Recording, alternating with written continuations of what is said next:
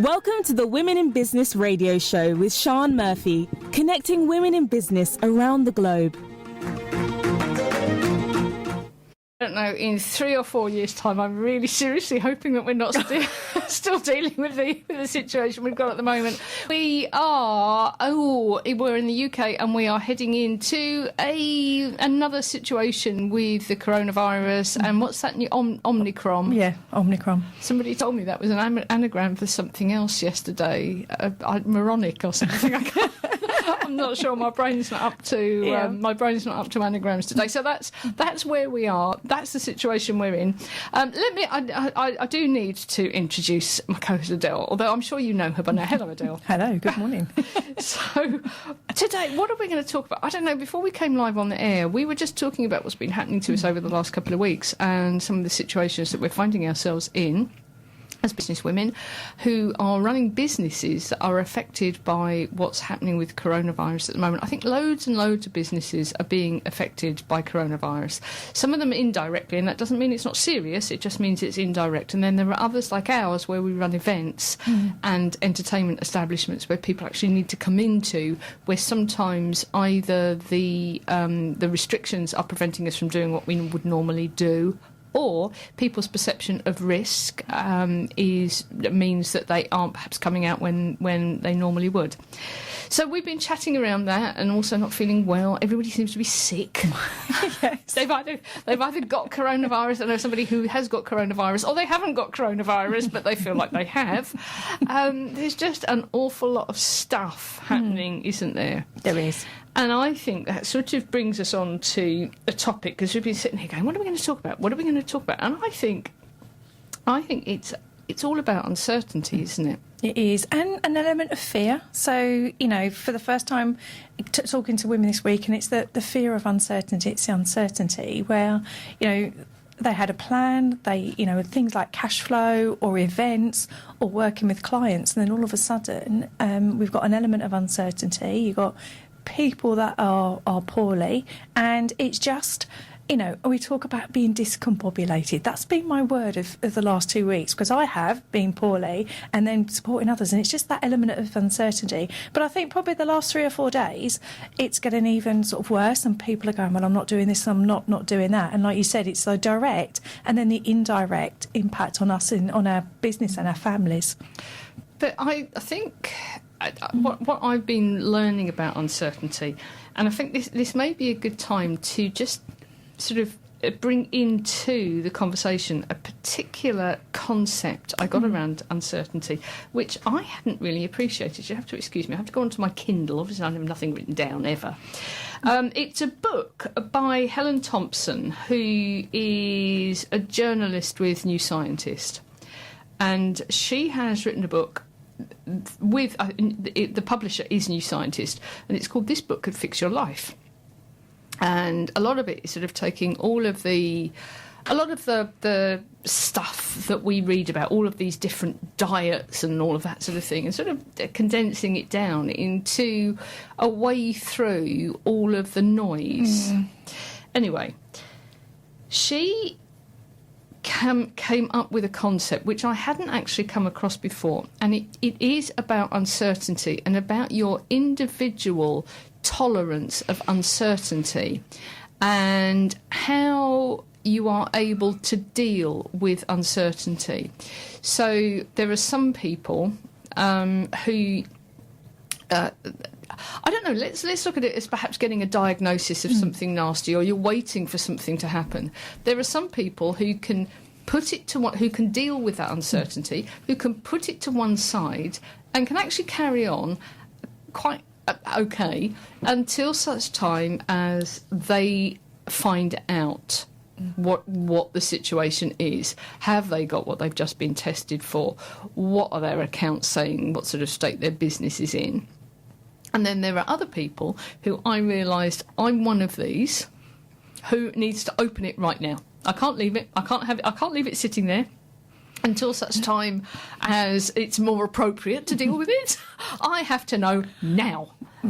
because I find it a lot easier to deal with something when I actually know, when I know what I'm dealing with, I can deal with it. But that uncertainty, I was having a lot of trouble in that sort of turbulent space. And I didn't realise that my wish to throw everything I should actually be doing to one side so that I can just find out what the result is really not particularly productive.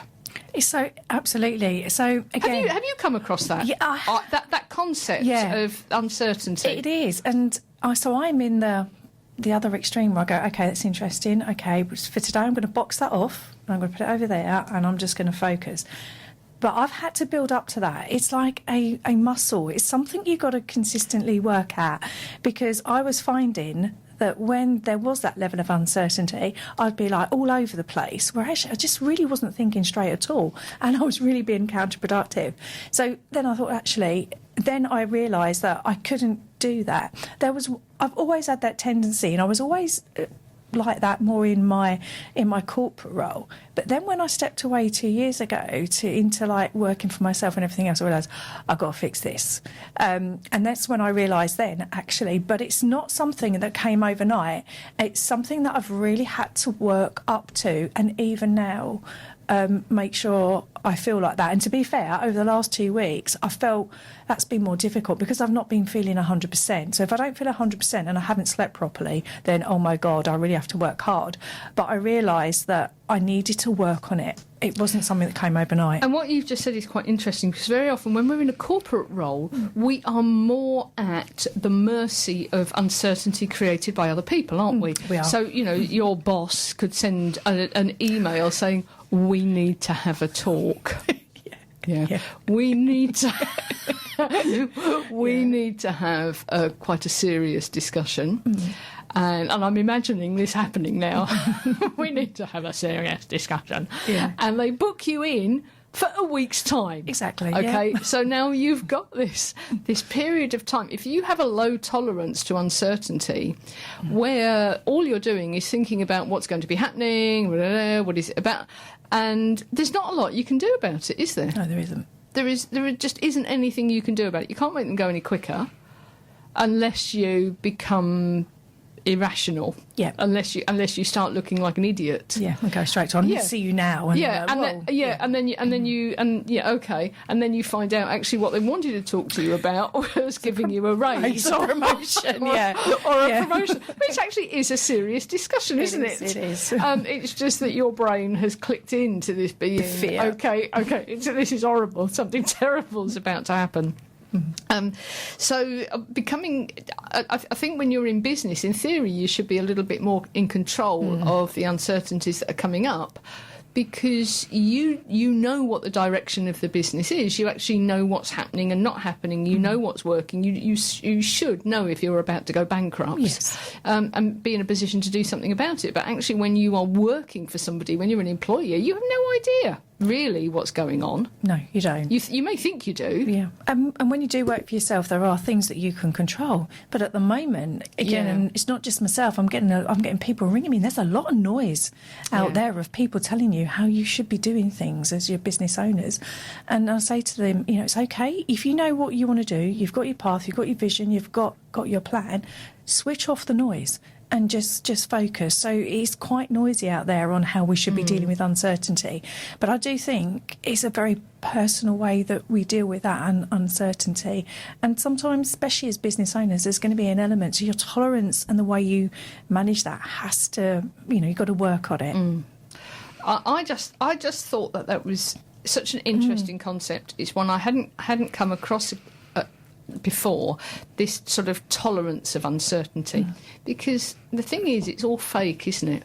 So here I am at the moment going, actually, I could be stopped from running the event, so I don't quite know what to do. I'm in a situation where I'm unpicking my events. Events that I thought I was going to run, now I'm not going to run, so I'm just unpicking them, and that takes forever. But in actual fact, that uncertainty was always there. It's just that we almost sort of took the situation for granted. So the venue could explode, and I can't run it. There is always that uncertainty. I could be hit by a car and be in hospital, so I'm not going to be running that event.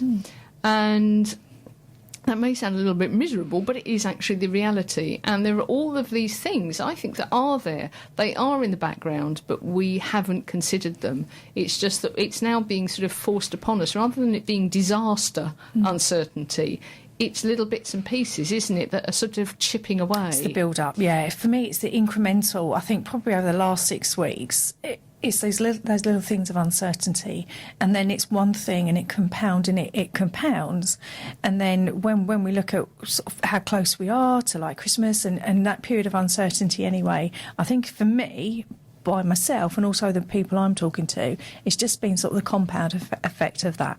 There's not just one thing. Yes, and, we're sitting here, we're not moaning, really. We're just, we're having a discussion. But I do keep thinking, and I got told off for saying this yesterday, I do keep thinking, actually, it could be a lot worse. And I'm prepared to bet that there are a lot of people sitting there going, do you know, I've had enough of this, but I'm quite lucky. It could be a lot worse. It could be, I could be dealing with this. I could have somebody sick. I could be in hospital myself. And I'm a great one for doing that, and it sort of negates your own situation. And I think if you're not careful, it actually stops you putting something right and improving the situation. Yeah, absolutely. And I talk about controlling the controllables. So actually, if I know from a cash flow, the most important, the core part of my business is moving. It might not be perfect. There might be some balances with cash flow because around uncertainty, but the business is still running. Okay, is it realistic? So now I'm going to build my business, going to do this. No, let's just run the business. Let's just get that uncertainty, just manage it through that. And as we move forward and things get a bit clearer, it doesn't change the plan, it doesn't change the vision. I'm just slowing it down. I'm not stopping it. I'm not panicking. And then we will move forward when there's a bit more as we move into the new year. Sometimes I think we can just throw everything out and go, everything is uncertain. Actually, no, that's just like you said. Actually, the people around us are okay, we're fit, we're well. Okay, so what are the controllables in your business, the things you need to be, and they're irritating. So maybe cash flow you didn't have to look after so much, but at the moment you've got to be a bit more on top of it than where you were 3 weeks ago. That's just the time, and just accept that. And if that means you just pause, not stop doing something, but hold on something until the cash flow or the uncertainty or your clients come back or you can get your events back up, and then you move forward. So for me, it's reading the road ahead without panicking.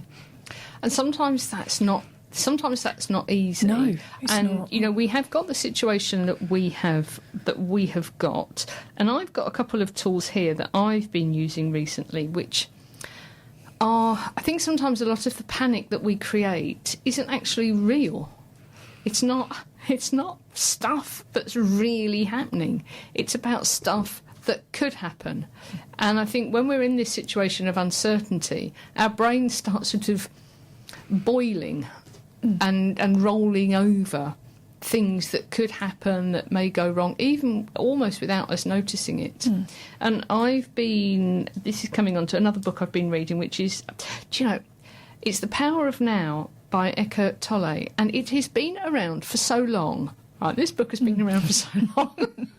And I came at it again, sort of circuitously, through Ruby Wax and listening to some of what she was talking about actually being able to shut up the voice in your head.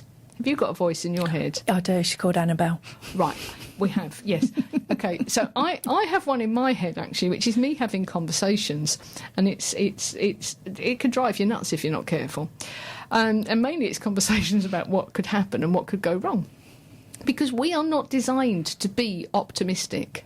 No, we're not. We're not designed to be positive. The prehistoric brain is not. We are wired to be negative. So everything that we're doing, when we're thinking negative things and what could, we're catastrophizing, what could go wrong, it's what we're wired to do. You don't fight it. No, it's the brain. It's the way that it was. That's how we are. Yeah, our brain doesn't realise that we've moved on so many years. So what we have to do is to learn to manage the brain and not let the brain manage us. Exactly. So I realised a little while ago actually that positive thinking was not for me. I'm quite blunt and rude, actually. I realised, let's be really positive. Really, it isn't the right approach. Certainly not for me. But it was about bringing it back to neutral. Yeah. So switching off some of the negative catastrophising talk and running and waving my arms around, and actually sort of bringing it back to neutral. And that mindfulness, even just we'll call it a mild version of it, of just pulling your focus onto something else, can shut up the stupid, endless chattering to just give you a little bit of a break. So as part of that, The Power of Now by Eckhart Tolle, and also Ruby Wax's book Frazzled. Is if you like Ruby Wax, she's got a good way. If you feel that you might actually be, how should we put this, a little bit difficult, it's a good one. Rude, good stocking filler for someone. Rude, blunt. As it is, telling it as it is. Bit sort of miserable, sarcastic. These all sounds like me.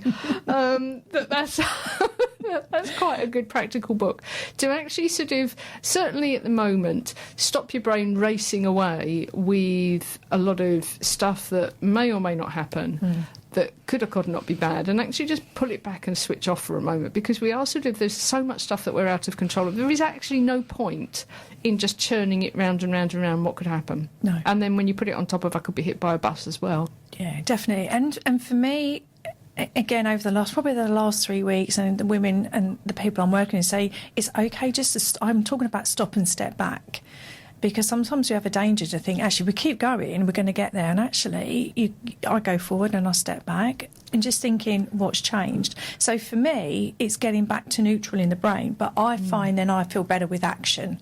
So I take action, because you can stare at a to-do list for so long. But I am going to, and I'm waving my remarkable pencil. I'm going to interrupt you there, because action sometimes, if that's your default position, is, oh my God, it's all going horribly wrong. My stomach's churning. I know what I'll do. I'll do something. No, yeah, absolutely. And then you start acting. And before you know where you are, if you're out there thinking, this sounds like she knows what she's talking about, because I do, you start getting sort of focused on acting, and you're taking actions, and sometimes it actually doesn't really matter what they are. They're not good actions. They're not relevant actions. They may or may not be productive. Sometimes they're actually counterproductive. It's taking the right action. It's and then you're just acting. You're taking random actions all over the show to make yourself feel better, but they're not getting you anywhere. Absolutely, and that's for me where to get back to neutral is I step back and go, actually, because there is so much noise, and say, actually, I had a plan. I know what's controllable. You can listen to everybody out there. You can listen to your mind. So actually, step back. What's on the plan? This is what you're going to do, and then switch off your notifications, take off the distractions, and I go, what is the one thing, the one action I can take that's actually going to take me forward towards my goal, and not numb? Because you're right, there's action that numbs the how you're really feeling. And again, there was a danger a few years ago. I would act for numbing, and now it's mindful. Actually, this is one action that's going to take me going to take me forward, and not just make me feel better. But you have to get yourself out of panic, though, don't you? Yeah, and I do that I've learned I just have to stop and sit on the side of the road, and just literally sit on the curb of my brain and watch the cars going up and down. You have to make a decision to step out, and that could be close down Facebook, LinkedIn, close emails, turn off notifications.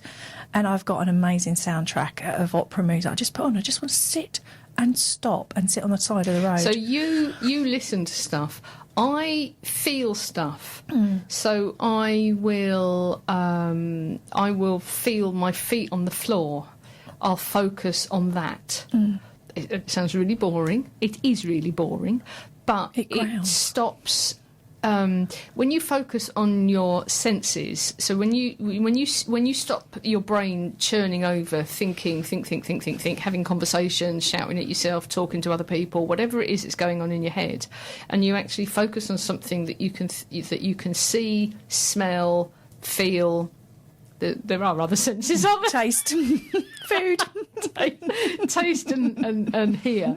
So when you actually sort of totally focus on it, you can only think of one thing at a time. You can't Absolutely. think of, if I say to you, don't think of a blue horse, you're straight away thinking you've got a picture in your head of a blue horse. Our brains can only think of one thing. And so if you are thinking about, it could be a pebble that you're holding in your hand. If you're thinking about the pebble that you're holding in your hand, you can't at the same time be having a conversation in your head or thinking about something horrible. So, and you only need to do that for a few seconds, actually. And you can build it up and get better at it and take yourself out of what's going on in your head so that you can actually look at it and laugh at it sometimes. Yeah, because I'll take a step and go, what the hell what are you on? And it's so interesting as well, because I not only go and listen, I actually move out of the room that I'm trying to work, and don't laugh, I actually go and sit at the top of the stairs, because it just gives me that like safe space of no distraction. I can hear the playlist, and I just sit at the top of the stairs and I just take that time out. Do you know, I've suddenly thought of not COVID, I've got it on the back, Kermit. No, is it Kermit or is it Christopher Robin who sits on the stairs because it's neither up nor down? Yeah. I have a similar effect if I'm travelling. So I find being on a plane, being on a train, or even being in a car en route somewhere, it has to be a reasonable journey. Yeah. Preferably one where you're either sitting down and eating or you're going to stop off and eat, and you're actually away from the crappy day. Yeah. I don't mean my days are crappy, but you know what I mean. You're away, you're out of your routine for a long enough period of time. You're not just going to Sainsbury's, you're out of your routine for a while. And I find actually that can be quite a good experience for taking you out of where you are running round in circles. It is, and this is a perfect example. So we come down here each week. I've come down every 2 weeks. Obviously, we've had a 2 week break. I've had a block of something, and as you came into the studio, you see me scribbling. That was the block that I've had. Just the drive, the coming into the studio has got the great vibe, and it just changed my brain. And immediately, the problem I was trying to solve is now solved, and that's all it was. And it just took me into not only out of the environment, but into an environment like this that gets my mindset shifted. And I found the solution. I was laughing to myself. And so for you also, the top of the stairs may be that. For me, it's travelling. Travelling puts me in it's like a no man's land. Yeah. It's a neutral zone where it's sort of, there isn't anything I can realistically. I can't do anything else either. No. I can't realistically. I can't send emails. Obviously, we're always attached to the rest of the world. But, I've got other stuff to do. I don't have to be sending emails. So it's a pain in the arse, so I don't do it, which means I'm out of the normal routine. I'll tell you what, I might have a title for this week's show. Are you ready? Go on then. How about stuff positive thinking? I like that. I love that. Yep. Yeah, I've been thinking about this for a while because I'm sick to death of hearing, don't be so negative. Actually... I'm sorry, I'm not being very positive. I have people apologising to me because they're not being very positive. Actually, stuff it. You can't do that. No. It doesn't matter how much you sit there and squeeze. You cannot think. You can't think positively. No, someone said to me, sent me wanted to ask my opinion on something, and it was a really good opinion. And they just wanted my view on it. And at the end of it, they caveated, "Oh my God, that really sounded like I was whinging. I wasn't being positive." I went, "That's not what I'm here for. It's not. I'm not. You can't. I just.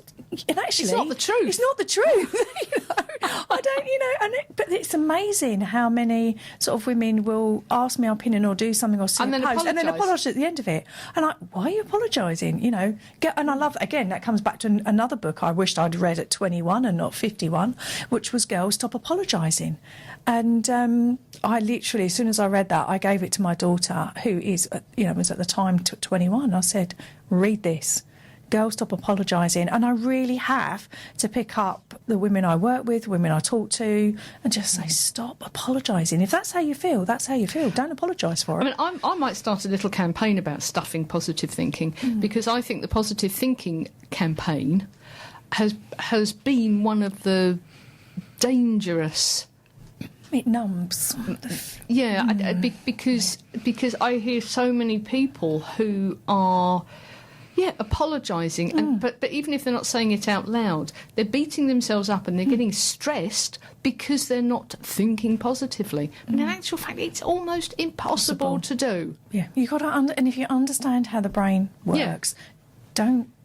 Because we're wired negatively. Yeah, well, yeah. And you have to understand, I say to the women, be master of your mind, or is your mind master of you? And I always talk about that amazing film, Inside Out, the children's Disney one, when the characters are in the head and they're talking. I'm saying that's what's going on in your brain. So there's an amazing character who is a negative one. And then I think it's outside stimulus talk positively, and he's saying exactly that. So I say to my when I look at it, watch that film Inside Out, because that is the best way of describing how your brain actually works. Once you understand how your brain works, then like me, don't apologise, this is how it works. And yeah, so the whole positive thinking element, you cannot do that, and you've got to understand how the brain works, and don't fight it. And the other thing that I've been doing this week, because I really like words. I'm a writer who doesn't write. Okay, so that's something else I'm going to do. Fix. Because I am. I'm a writer. I'm forever scribbling things down. I have thoughts that I write. What I don't actually do is publish, because I've kidded myself. I actually don't have the time. I have got the time. I'm just not organised enough. But I love words, and I love going back to the root of a word. And on the surface, you think, well, it doesn't really matter what the word means. It's how you interpret it. And sort of that is correct. But very often we still know what that word really does mean at its root. And one of the things that I've had a lot of trouble with is being grateful. Yeah. Okay, how many times have you heard that? Oh, just write down every day. Write down one thing you're grateful for. Yeah, the gratitude journal. The gratitude journal. Have you actually ever been able to do that? No, and neither have I. And I'm going to be honest about why. So if I sit down and I'm like, I'm really grateful I've got such a lovely husband. The other bit of my brain goes, yes, but something could happen tomorrow. Yes. Yeah. Okay. And so I don't know why other people. I'm not the only person who has a problem with a gratitude journal. You have a problem. Yeah. Why? Why do you know why? Am I grateful?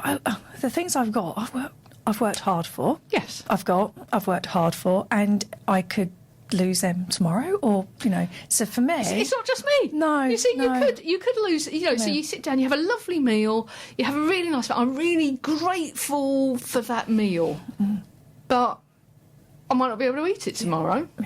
So to be fair, in terms of sitting back and having my 10 minutes, I don't do a gratitude journal. I do a reflection. So what happened today? What did I win? What did I learn? And how. So it's more taking that time out, and I looked at what I win, what I learned, what I didn't do well, and so it's not really a gratitude journey. It's more as is, and it's more practical. And I can use that. It's a bit like positive thinking. For me, it's this is my own personal opinion. They both make me feel like I'm in an artificial state that I can't connect with. And again, so for me, what works for me is this is how my brain works. This is the considered action I'm going to take. And I do not have a gratitude journal. I just say, actually, this week, this is what I achieved, this is what I didn't, why didn't I achieve it, what went wrong, what went right. Okay, so reflecting on that, what am I going to do next week, and how's that going to take me towards my plan? It could be a little bit cold and calculated, but that's what gets me the results that I'm doing, and then I'm not just dwelling on gratitude and positive.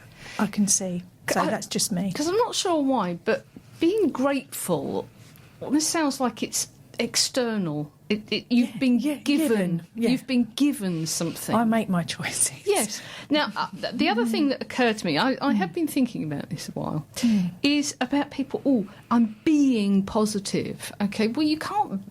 There's a difference between being. When you're being something, that's totally different. And when I switched that word, very, very, very subtly, not to, what was positive today, or being positive, but actually, is there a positive thing that happened? And it could be that I made it happen, but it's very, very subtly different, because very often you can actually find something positive. Yeah. Even if it's really small, even if it's that actually I got to the end of the day. Yeah. And that is very different to being positive, Yeah. and being grateful. Am I making any sense? No, you're right. Because again, just being positive, it's just a state. It's like it gives you it makes you feel like it's in a state of, I got to the end of the day yesterday and I did this, this, and this.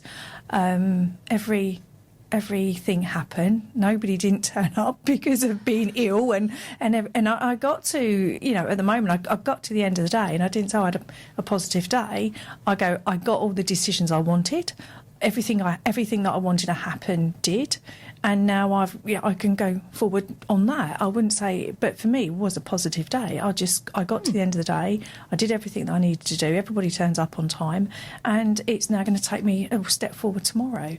Is that positive?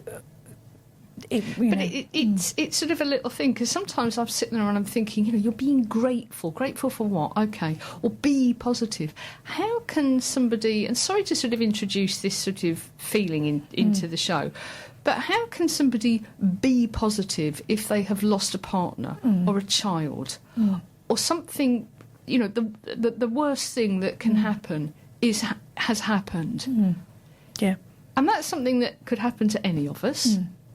How do you then be grateful? I don't know how you do that, but I think you can possibly, like I say, get to the end of the day, and the positive thing is, actually, I got to the end of the day. Yeah. And I managed, someone was talking about, I'm one day further forward. I'm one day further forward. I've managed, somebody was talking to me yesterday about grief, and it's just a gap, and her pet hate his time is a healer, and it's not actually. What it means is she's just learning to manage the gap each day on day, because the gap is still there. It's not, the gap will never heal, it's how you manage that. So again, the things through, people say, oh, you must be grateful for this, or don't even get me started on lucky. That's my room 101. When someone says I'm lucky, I'm like, really? Yeah. I tell you what, I sat here for 50 years watching Emmerdale on rerun all night, and guess what? I got someone gave me this house. Lucky. You're lucky. Exactly. So sometimes people interchange that to me, or you must be grateful you're this, or lucky you're that, and I'm like, do you know what? Thank you. That's interesting. Walk away. That's a trigger, isn't it? Yeah, it's a trigger for me. But there's nothing. I don't think there's anything you can say to anybody who says that, because they don't get it. Because that's what they think. They think you're all the same. Yep. You've all done exactly the same amount of work, but a magic wand tipped you on the head. Lucky stick. Yes. You got it. And they didn't. Yeah. And sometimes some people use that for gratitude as well. And for me, we all have the same 24 hours in the day, and for me it's the choices I've made, some good, some bad, some neutral, but the choices I've made, I will reflect on those choices each day, and then I'll just course correct and go forward. But for me, it's the consistency of doing those things, and you can have that. And then, like you said, where we said at the start of the show, the thing that then sort of you have to watch around you is that level of uncertainty. And because knowing how your brain is wired, if the uncertainty noise around you gets louder and louder, even when you're as strong as we are, that takes some real control to turn the noise off around you and not be distracted and even think, am I uncertain? What's going on with the answer? No, Adele, I'm talking to her. That's Annabelle. No, Annabelle, I'm fine. I know what I'm doing. And then I've made a conscious effort over the last week and a half to not watch mainstream news, because I know if there's an emergency, my mum is faster than BBC. She needs to tell me something. It's quicker than the ding you get on your phone. I've switched all the ding. I've literally switched the dings off and just concentrating on what I don't. Because if not, what will happen is you'll get caught up in the wave of uncertainty. I'll get to New Year's Eve and I go, I haven't done anything that I needed to do by the end of the year because of uncertainty. That's my responsibility. So the only way I can get through the storm is to turn off the noise. So, stuff positive thinking. All right, and we're saying that because it isn't the way to make progress. No. And it isn't the way to feel better. No. It is a way of making yourself feel bad because you are looking at the truth. Sometimes there really is not a silver lining. No. There just isn't. But that doesn't mean there isn't a way forward. So we need to calm it down. Yeah, absolutely. Turn it off. And you could do that by mindfulness. So basically taking your focus totally off your racing brain and the conversations that you're having with yourself or talking to somebody else. And you can do that by focusing in on your other senses, so holding a stone, feeling your feet on the floor, listening to loud music. And I heard it called, and I think it was Ruby Wax that called it this, was pulling focus. And I quite like that, actually. So what you're doing is you're pulling focus into a really, really tiny feeling in the palm of your hand. Yeah. And even if you just manage it for 5 seconds, 1 second, and then your mind starts wandering off again, well, that's okay. Pull focus back in. I like that because you can't say focus. I love pulling or because you've got to do something. You can't just, I'm going to zero focus. No, literally, you can feel you've got to pull it back. So that's a really good way of describing I it. just like that, so pull focus into that stone in your hand. And I'm not very good at this, but I'm getting better. And then I find, oh, hang on a minute, my brain is having this ridiculous conversation with this arsehole again. Yeah. Perhaps it's this thing that you should say, but actually you're not going to say because it's not going to help anybody. But it's what your brain should maybe be telling somebody. Right, okay, well, that's rubbish, isn't it? Stop that. Pull focus into here, into your hand, into whatever it is that you're listening to, looking, feeling. That calms it down. I'll tell you what else. EFT tapping is also a very good way of calming things down. Absolutely. And getting the fear down. But I actually find that the pulling focus onto something, you can do it wherever you are, and it's really quick. It's really quick. It is. And for me, that's what when my brain, and it does. And to be fair though, for me, even so, if I'm working on a project and I've got some big ideas and big thinking, then again, I will pull that focus in. Absolutely. So, pull the focus in, and we've just had Patience come into the studio. So, Patience, sit down. We've been talking about positive thinking, but we are going to have a little bit of a shift because we are going to shift over to, and then this may be a little bit relevant. There's nothing like thinking on your feet, is there? We are going to be talking to Patience. Patience, welcome into the studio. Thank you. And now, Patience is, and of course I haven't got my notes in front of me now, obviously. Patience basically is an expert on introversion. Yes, okay. So, I'm an introvert, and people very often find that hard to believe because I'm such a show-off. But very often there is, I think, a perception that if you are an introvert and you sometimes don't want to meet people and you sometimes don't want to be out there, that you can't run a business, that it's difficult to market your business, that it's difficult to shout about what you do. And sometimes to share in a positive way. If you notice that, I've tied the words together. I like Did it. you? Yeah, it's good. Did you like? I liked it. Did you like that? I did. Yeah, I know. They're totally irrelevant. They don't actually belong together.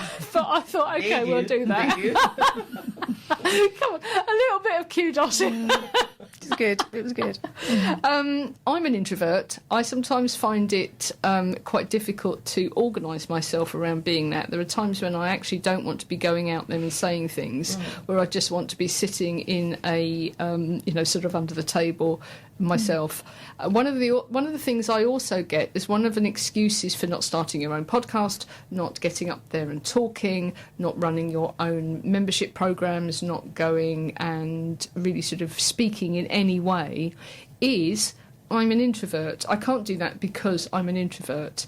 And I know that you actually can do it. And you, Patience, I believe, actually help people do that, don't you? Yes. So tell us a little bit about what you do. Firstly, are you an introvert? Yes. Okay. Although, so thanks for having me. I'm excited to be here. I think the first thing, by way of introduction, I work with introverts, so specifically female introverts, entrepreneurs as well as leaders.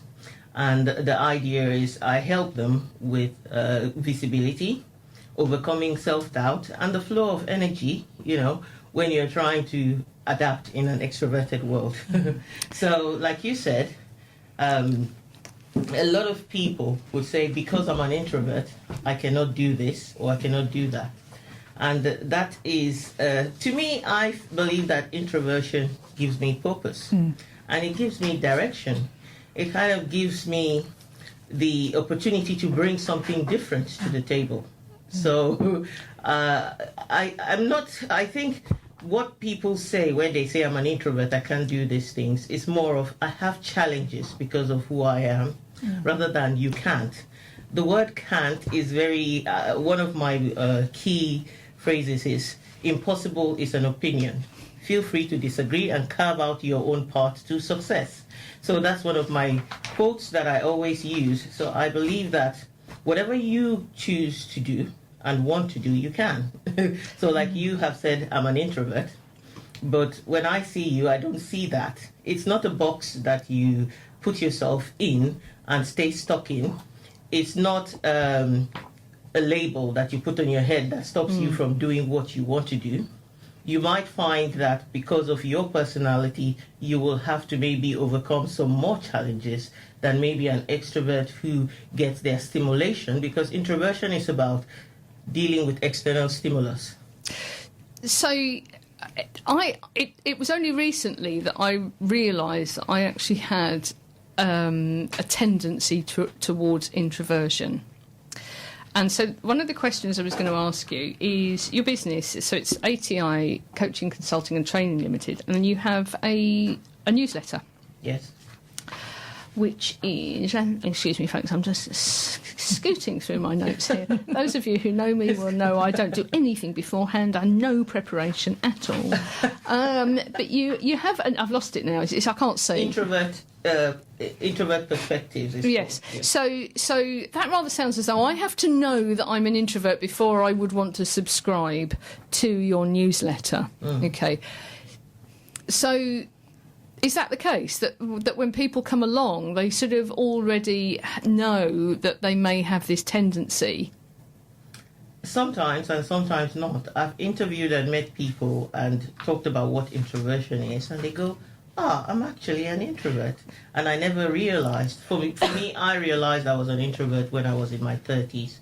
I got fed up of feeling like something was broken in me, and that I didn't fit in many places. And I was wearing a mask of extroversion, now that I realize that that's what it is. So trying to fit in a lot, and then I find myself really struggling afterwards with those behaviors. When I get back indoors, I'll be like, that wasn't me. And I'm really struggling to go back out there again. And then, so when I discovered that, this is all around being an introvert, you struggle with external stimulus, you need to get away and recharge.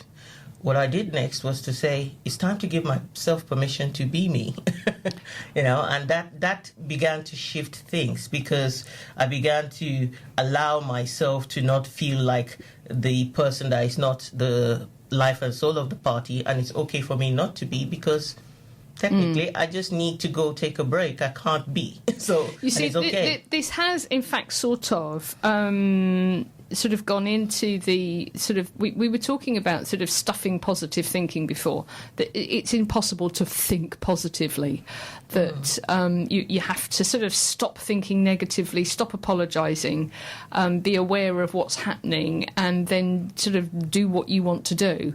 And it's a sort of a very similar thing, isn't it? It's about actually not, I wish I was more like that, or I shouldn't have done that, or why do I feel like this, or why don't I want to go out, that? Or why do I want to do it this way when everybody else is telling me that I should be bouncing up and down and doing Facebook Lives? But actually, do you know, I don't really fancy doing that. So it's about sort of understanding who you are and working with the way that you are wired, isn't it? You have my keyword there. I love the word wired, because wiring is what makes all the difference. The way our brain is wired, the way we're wired internally, and working with that rather than against it actually makes you stand out like you have superpowers, because you're more authentic, you're not struggling, there is flow. Another phrase I like is, when you're operating in your zone of genius, the law of least effort begins to apply. People think, oh, it's coming naturally. It's not. But again, many of the things we have to do for business to survive is learned behavior. So you learn skills, and they're skills. They can come under skills. So you learn them to be able to thrive in business. I'm not sure if symptoms is the right word. It makes it sound like it's some sort of disease that we need to be cured from. But what are some clues that people can maybe consider now that they have an introvert type personality? I say you can have the looking for the clues, or you can do a personality test. It will come up. That's easy. That's the first thing. But in terms of looking for clues, when you feel really exhausted by being around people and you've taken time off and you feel like, I really need more time, then you begin to ask yourself, why is it that I'm so exhausted when I'm around people? I love people. For example, I love people, and that's the misconception that I didn't. Then it was like, why is it that although I love people, I just need 3 days away once I have done it? I've just done a challenge or a coaching experience with people for 4 days. On the 4th day, I said to everybody, we are not having a meeting Zoom. We are having a webinar Zoom. Everybody can be off camera. Why? Because we all need, this is an introvert coaching experience, and we all know we all need that recharge and away from each other. So knowing those things made a difference, so those are the little things. Other things that I found for myself was sensitivity to noise, smells, lights. These are things people don't attach to introversion. I found myself very odd amongst people when I say, oh, I can't stand this light, and they're like, but the room is dark, and I'll be like, I really love it that way. Do you know, those are the things. that really resonates with me. Yes. I love loud music. I love the thump of being in a nightclub. But then there are times when I'm sat there and somebody will be chatting on, and chat, and endless chatter is, somebody who doesn't draw breath and just keeps talking. I have to hit them. You either have to shut up, or I have to leave the room, or I have to knock you out. One of them. It's so true, because again, I am an introvert, and I knew at a very, very early age, and so I had to struggle that through the 70s, etc. But the thing my dad used to say to me, you're the only teenager I know that will spend longer to get ready, go out, and you'll be back in an hour, because I'd be tired of going out of people. Yeah. And I used to be the driver, because then I could make the getaway. And I said, but I love being on my own, go and see my friends. But I just happen to have a very extroverted group of friends. And my dad would go, but I never had to tell my daughter what time to come home, because she's home in bed. So let's look at this in the context of running a business, because I think one of the things that happens is that I think sometimes introverts will set up a business because they have some good ideas and they're able to sit and think and sort of get it through. But then there's like this sort of limiting belief, this mental block that I need to employ somebody else to do all of the marketing. It can't be me because I can't be out there. But that's not true, is it? You can be an introvert but be happy being out and being seen as long as you do it in the right way. Yes, and I like that word right way, because right way is your way that makes you comfortable. And the problem people have is you've got to discover your way. Purpose is discovered. You're not born and somebody says, here's the blueprint, here's all your purpose, just go live it out. Whether introverted or extroverted, you've got to discover purpose. And in the process, you've got to give yourself permission to go with the preference that works for you. Because if you look at the world today, first and foremost, at the top level of success in business, at least the top 5 billionaires, they are all introverts. No. But guess what? They all did it their way as well. The businesses they're running starts from the passion when they were kids. So when you talk about marketing as well, the other thing I want to share that is so important that I shared during my coaching experience is find how to reframe things. So introverts love connection. If marketing is connection, then you will be thriving because you want deep connections. You're not going to be thinking about it as being pushy. We're going to think about making long-term relationships that people will end up buying from you, and selling becomes service as well. So you reframe selling to service. Again, something that whether introverts or extroverts, once you reframe it in that way, you are able to do it in a more natural way. And those are some of the key ways that you can say, I can do this because when I reframe it and I use what works for me and give myself permission, the truth about it is you might take longer than others because we tend to process longer as introverts. But that's also okay. Give yourself permission to take the time to build what you really want. So there's some questions here. So you filled in some bits of information for us before you came on, and some of the questions that you are frequently asked. And we've only got 2 or 3 minutes left, so I want to be very quick on this. So, are there challenges that are unique to introverts who are running a business? Yes, I think the whole coming on camera, the whole showing up all the time is unique, because many times I have extrovert friends that will be like, oh, I can't just sit still, I need to do this, and they just jump on the video and do it live, that spontaneity. But with introverts, you're thinking about it. You're worried about the eyes that are looking at you. So there is that as well. There is the needing to take time to process things and think things through. So quick reactions to take action can be difficult as well. Perhaps I'm not an introvert then, because I just do it. But I don't like Facebook Lives. I'm happy for people to talk to me. I'm happy to be interviewed, and I'm happy to interview. But I don't like going, oh, well, hi, this is me, Sian. I'm going to be talking about my so-and-so today. I don't like that.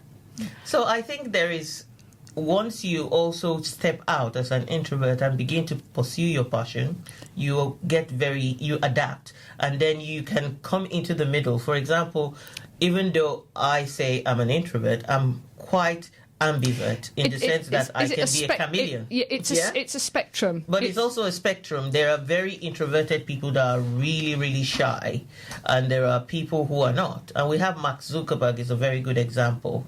He hardly does very well in public, getting out there, and it takes him a long time to go to any press conferences, and he has a COO who does that for him. But he's a good connector and runs a successful business, so to speak. Unfortunately, we are going to have to round this up. So we've gone from stuffing positive thinking over to talking about being an introvert in business. I think this is something we need to do an awful lot more about, is have this discussion, because I think it would be useful not just for me, and as people who listen to this show know, I just bring people on who I think will help me. But Patience, very quickly, you are an expert. Tell us how people can get in contact with you. So you can get in contact with me by getting to my website. It's www.patienceogunbona.com. I'm on all the social media platforms, but also my email is connect@patienceogunbona.com. So you can get in touch with me. Instagram, Facebook, I'm there. Thank you very much, Patience, for coming into the studio. Very, very last minute. One of those things that couldn't be helped. Hey, we're in the middle of a situation here, aren't we? are. So I'm Sian Murphy. My co-host is Adelle Martin. We will be back with the Women in Business radio show next week. Bye. Bye. Bye.